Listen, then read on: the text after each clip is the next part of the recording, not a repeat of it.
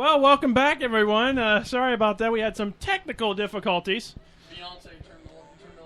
You're funny. Anyway, the Tanks are in very good scoring position, and the Maka's just going to walk right in the end zone. Touchdown! So it's going to be Tanks!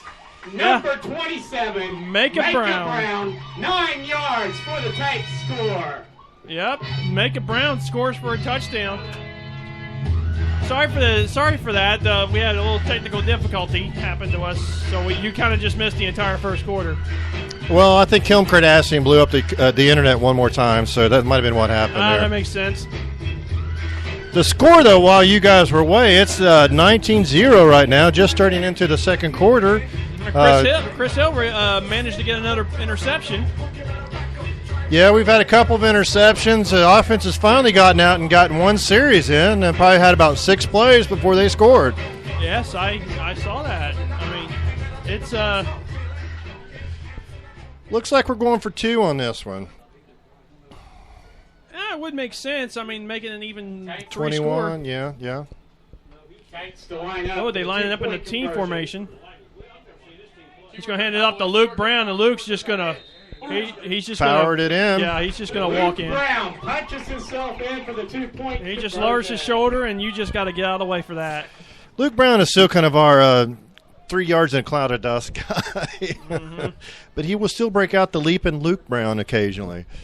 True, very true. I've seen him leap over many people. Many defenders have lost their jock straps on that move. Absolutely. Well, so the score as we come up the field with 14:08 left to go in the first half. Your score: the Tanks 21, the Oilers nothing. Let's rattle off a couple more of our sponsors here. We got Terrell's Trinkets, The Gun Bar, AJ's Auto Sale, Quality Heating and Air, Reasonable Roofing and Construction, Yellow Jacket Graphics, Shortcuts Hair Salon, RJ. No, that's City Cuts, my bad.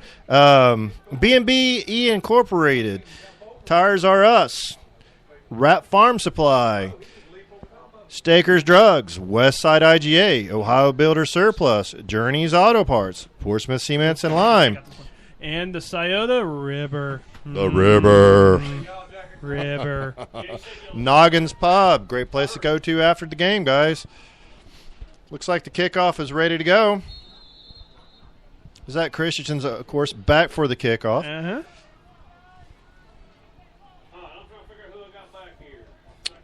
Now he's got the ball teed off, and he's going to send it on its way.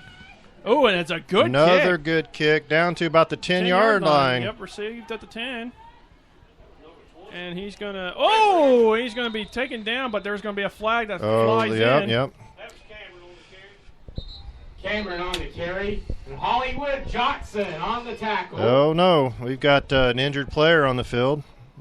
Yes, we do. We can't afford to be losing any more offensive linemen out here. Hopefully it's just a twisted ankle. I can't see if he got hit or not. Looks like he's up on his own, walking off the field. I believe that is the newly acquired Kyle Lauterbach that we just Kyle came out for the preseason, and I think he had some commitments off the field. Is he just a new acquisition? He actually started the season off with former known as the Wheelersburg. Now the they're Ironton. called the River City. Yeah. Well, that makes more sense. You know, you get a broader appeal. Of course, they're playing in Tank Stadium and stuff like that. And we wish them all the luck in the world. Mm-hmm. Yeah, they're struggling again. First-year teams are always a hard thing to come up to. Very true, very true. So we got our defensive unit back on the field, and that penalty pushed them all the way back to the 16-yard line, it looks like.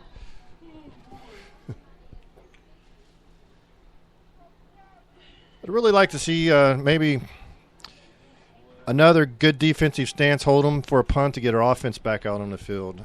Again, we're working in some offensive linemen like Steve Lee and Dominic Johnson. If you guys keep in score, they're actually our defensive tackles, but very versatile players out there.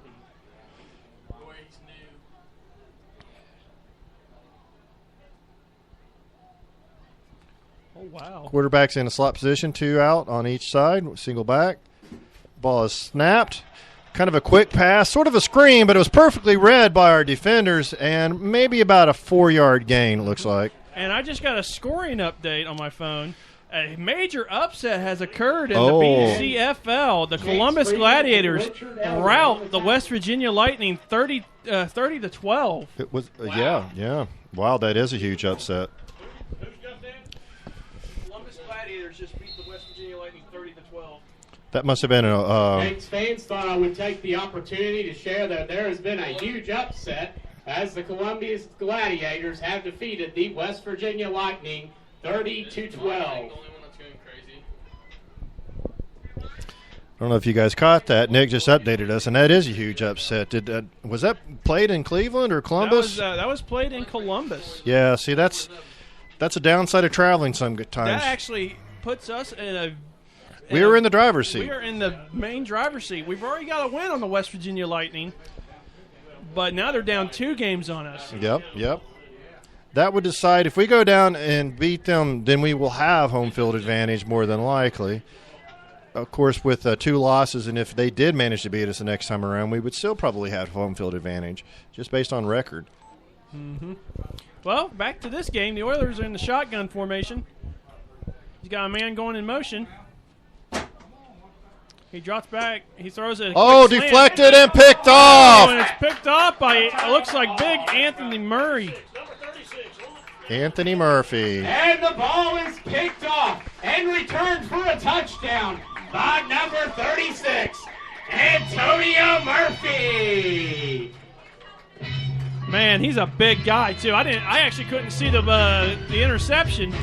I saw the smack and the interception, and it was just a perfect play on everybody's part there. Get your hands up, rush the quarterback, desperation throw, and it turns into a pick 6 for Antonio Murphy, former Ironton Tank.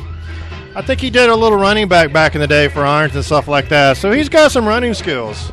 Yes, he does. I mean, he usually comes in through the T formation. Right. He is in normally for the T formation, the old tank football, wing T. He was playing linebacker on that one. Sometimes he lines up on the offensive side of the ball as well, too, or defensive lineman. Looks like we're going for the 1-point conversion here. Takes to line up to attempt the extra point. Zach Christensen lines up in kicking formation. This is a scary, scary defense out there, guys. I don't think I've ever seen a defense this good since the '85 Bears. Yeah, they're pretty good. Oh, it's a bad snap. Bad snap. Fire on the play there. Scrambling. Where's he going? Whoop. Oh! Good hit.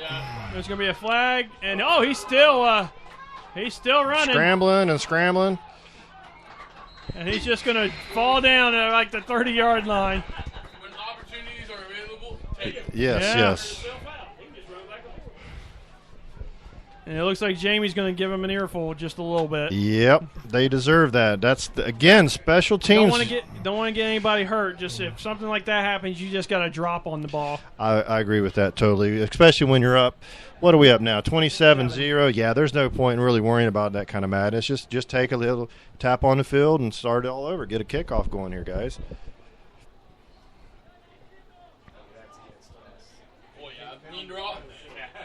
There's no way you're getting away with it. Well, there is a flag on the field, and it's most likely going to be on us. Well, at first they were going to decline it, but I think you want to take that because I think the penalty rolls over onto the kickoff. I believe they have offered the penalty to the kickoff. Yeah, and they're setting it up. So if they waved it off, they've kept it waved off, or maybe Penalty is against the Tanks. The Oilers have chosen to decline it. The Tanks will now line up in kickoff formation. Number 84, Zach Christensen. Yes, Zach Christian has the ball teed up with 12:24 left to go in the first half. The Tanks are up 27-0.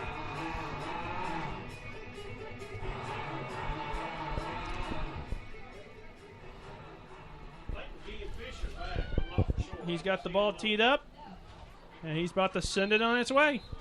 Zach Christensen, the referee's giving him the whistle, checking both sides, make sure everybody's ready. He's coming up. And Zach's put some booming kickoffs today. This one again, down to the 5. Oh, he gets right past him. Our guy's got to get down there. This is a live ball. Dude, smart move. Knee it down in the end zone. A lot of that's actually quite good awareness by the Oilers there. Yeah. There are a lot of teams that would just take that ball out or not even recover the ball. I agree with that. Yeah, sometimes they forget it's a live ball and they get back there and end up allowing a score, which is a total embarrassment. And funny thing is, the Oilers actually scored a touchdown on the stealth that way. Wow. Nobody decided to pick the ball up, and they just recovered it in the end zone for a touchdown. Yeah, I've seen that happen a lot. It's amazing how often that goes down, but it is a live ball. It is not like a punt. Well, anyway, the Tanks are going back on defense. They've been lights out today. Yes, I agree with that totally. Our defense has probably outscored our offense. On their own 25-yard line. I think that's actually an accurate assessment. They have outscored the offense, I believe, 21-7. That sounds about right. But for the season, I even imagine they've outscored our offense. Mm-hmm. The Oilers are going to try to get something together here. It looks like they've changed some offensive linemen out and probably are playing some players both ways. Again, fatigue is going to be a huge issue come up in the third quarter. The Tank defense is lining up in the famous gel where they bounce around and make it hard for the linemen to decide where their assignments are because nobody lines up over top of them. I call that the school fish motion because all they do is keep moving. Right. We used to call it the Mexican Bandits formation. I don't know if that's politically correct or not, but that was back in the 80s. Coach Epling, if you're listening, that one's for you. It's a shotgun, quick pass, and met up. Oh, he's trying to strip the ball from him, too, but he's not going to. He's No. He's going to be held up, and it's not going to be looks like it's going to be a no gain on the play, maybe a yard. If they spot him generously, yeah. They spot him from his forward progress. Forward progress makes a gain of about 4 yards. Our cornerbacks do back up and give a lot of yards, but their quickness is deceiving. They can come up and meet somebody and stuff like that. I call it, Freeman Island. I call it the bait and switch method he's got. He gives the receiver just enough room. Yes. And then he comes in and just swoops in and takes it. Yes, it is. That's a good term, the bait and switch, because the quarterback thinks he's got him beat, and then Chance gets right up underneath that ball at the last second. And you just can't teach that. That's just instinct. Homegrown talent and instinct. Once again, the shotgun formation. I don't think they're going to get away from that. Oh, and it's going to be intercepted. He threw it right to him. Who'd they throw that to? Number 3. Another defensive touchdown. I believe that was Richard Ellery with the defensive touchdown. And the pass is intercepted by Richard Ellery and returned for another Tanks touchdown. Oh, man. That is, I believe, the third or fourth defensive touchdown of this game. They've all been pick sixes, correct? I believe they have, yes. This game is starting to get out of hand quickly. I do imagine they're going to run a full clock or the nonstop clock in the second half just because 33-0. Let's let these guys, they've got a 2.5, 3-hour drive to get back home. So this game is well in hand. I do see some Oilers fans out there bouncing around, so at least their spirits are good. Yeah, that is true. Yeah, I see a couple of them. I mean, this game is about having fun, making friends. Like I said, Cedric Johnson, the team owner, and I used to play together. It's awesome to go back and see guys that you played with 15, 20 years ago. Mm-hmm. People ask, why do you do it? Well, that's why. Oh, friends and memories that'll last for a lifetime. It's going to be good. So, with 11:04 to go in the first half, your score to Tanks 34. Is good. And the Dayton Oilers, nothing. I tell you, your Tanks, right now, if I was Coach Roten, this might sound corny, but I would tell his guys, when you pick up the ball, just knee it, hope that you don't take because we really want to get our offense out there. The defense is dominating so much, it's not allowing the offense to get out on the field at all. It's called share the love. It is share the love, but again, when you're facing a team like this, you can work out a lot of kinks on some things because practice sometimes is hard to work that out. And live competition is the best way to get some of that experience underneath your belt. I agree. Well, I don't think we'll run it up on these guys. Hopefully, Coach Rice will back the dog.